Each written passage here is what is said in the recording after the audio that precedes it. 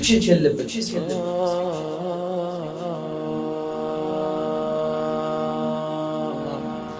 واللي يسألنا ليش مشلبين بالحسين، ايش عندكم هالقد مشلبين بين؟ قلنا رسول الله قال لنا تشلبوا بالحسين. اصلا جاب تعبير معناته تشلبوا. اقرا لك الروايه. قال رسول الله صلى الله عليه واله وسلم: بي انذرتم، انا المنذر، وبعلي بن أبي طالب اهتديتم. ثم قرأ: إنما أنت منذر ولكل قوم هاد، وبالحسن أعطيتم الإحسان،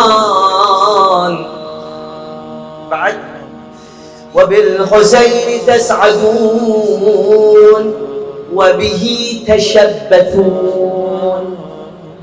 يعني شنو؟ يعني تشلبوا بالحسن. شايفين الطفل إذا رايح في مكان وهو غريب أول مرة يروح يستغرب من الناس الموجودين، شلون يكمش عباية أمه، راح يفكر هاي أمه راح تروح من إيده. إحنا نشلب بعباءة الحسين برداء الحسين مثل أطفال مشلبين بأمهاتهم، ما نعيفه.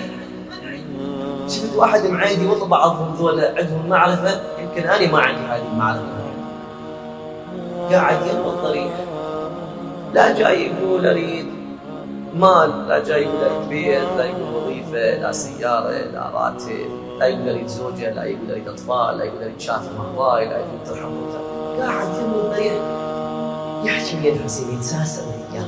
يعني صدق على فكرة يحس الحسين قاعد يسمعه والحسين يسمعنا موجود، ويرد السلام علينا. وهذه روايات أهل البيت، يرد السلام علينا ويؤمن على دعائنا ويستغفر لزواره وشيعته والباكين عليه.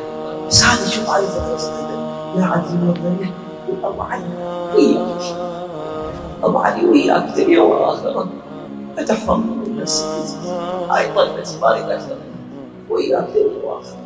إيش نشلب بالحسين؟